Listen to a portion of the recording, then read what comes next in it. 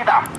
Perlu diketahui kawan-kawan semuanya, Kabupaten Muratara hari ini terindikasi ada tindak pidana korupsi yang terjadi di Kabupaten Muratara. Tentu hari ini kami menantang kepada penyidik KPK Bapak Firly Bahuri selaku putra terbaik Sumatera Selatan.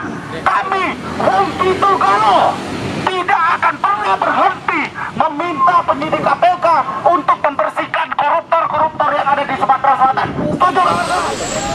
Oke, baik, terima kasih. Jadi kami ini merupakan gabungan ya. Aksi kali ini merupakan gabungan dari aliansi. Saya sendiri sebagai jubir ya, sebagai juru bicara daripada Gerakan Ganyang Koruptor ataupun Gagak.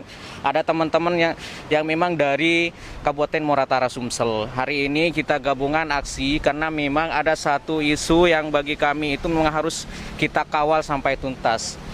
Dan isu itu terkait mengenai masalah proyek di Dinas PUPR Kabupaten Muratara, di mana ada 3 proyek yang nilai proyeknya itu sampai mencapai 25 M lebih, yang mana perusahaan ataupun PT yang melakukan pekerjaan itu merupakan perusahaan yang sudah kena OTT oleh KPK.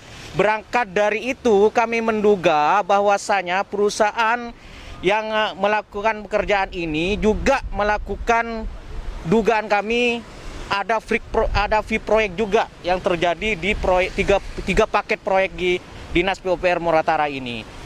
Kami itu berangkatnya, dugaan kami berangkatnya karena kami meyakini ya, bukan hanya sekedar dugaan ini, bahkan meyakini yang semestinya KPK juga harus tindak lanjuti bahwasanya kalau misalkan perusahaan ini sudah di OTT KPK melakukan proyek di MOBA, maka kami juga ingin KPK untuk menyelidiki di mana perusahaan ini juga melakukan proyek di Dinas PUPR Muratara, karena kami juga meyakini bahwa yang namanya fee proyek ini juga akan terjadi di mana-mana, karena sudah terbukti dengan OTT itu bahwa perusahaan ini sudah melakukan suap gitu loh. Untuk indikasinya kami sampai saat ini adalah prosesnya pengawalan. Ini prosesnya pengawalan gimana kami memanggil KPK, meminta KPK kepada pimpinan KPK Bapak Firly Bahuri yang merupakan putra daerah asli Sumsel untuk kemudian turun ke Muratara, bersihkan di sana yang namanya mafia-mafia proyek. Jangan sampai kemudian yang namanya kong kali kong, yang namanya tindak pidana korupsi di proyek itu sendiri, yang namanya suap, adanya fee proyek dan segala macamnya, ini harus ditindaklanjuti. Ini bukan hanya persoalan agar jera ya, tetapi bagaimana kemudian kerugian negara harus dirampas kembali untuk dikembalikan ke kas negara. Karena ini uang rakyat Indonesia gitu loh yang dikorupsi.